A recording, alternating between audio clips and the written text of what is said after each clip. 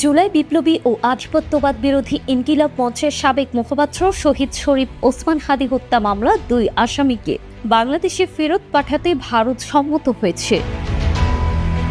বুধবার পররাষ্ট্র মন্ত্রণালয়ের এক বিবৃতিতে এ তথ্য জানানো হয়েছে। এর আগে পররাষ্ট্রমন্ত্রী ডক্টর খলিলুর রহমান নয়াদিল্লিতে ভারতের পররাষ্ট্রমন্ত্রী ডক্টর এস জয়শঙ্কর এবং তেল ও প্রাকৃতিক গ্যাস মন্ত্রী শ্রী হরদীপ পুরীর সঙ্গে বৈঠক করেন। বৈঠকগুলোতে প্রধানমন্ত্রীর পররাষ্ট্র বিষয়ক উপদেষ্টা হুমায়ুন কবির এবং ভারতে নিযুক্ত বাংলাদেশের হাইকমিশনার রিয়াজ হামিদুল্লাহ উপস্থিত ছিলেন।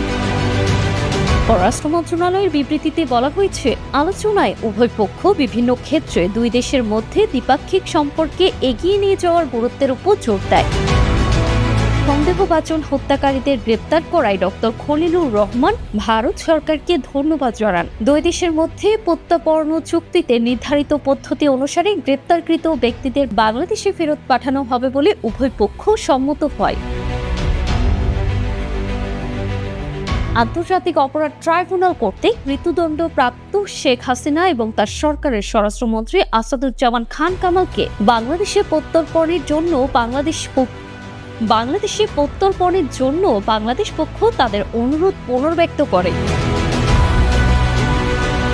ডক্টর খলিলুর রহমান বলেন, প্রধানমন্ত্রী তারেক রহমানের নেতৃত্বে সদ্য নির্বাচিত বিএনপি সরকার বাংলাদেশ ফার্স্ট নীতি এবং পারস্পরিক আস্থা, সম্মান ও উভয় পক্ষের সুবিধার ভিত্তিতে তার পররাষ্ট্রনীতি অনুসরণ করবে।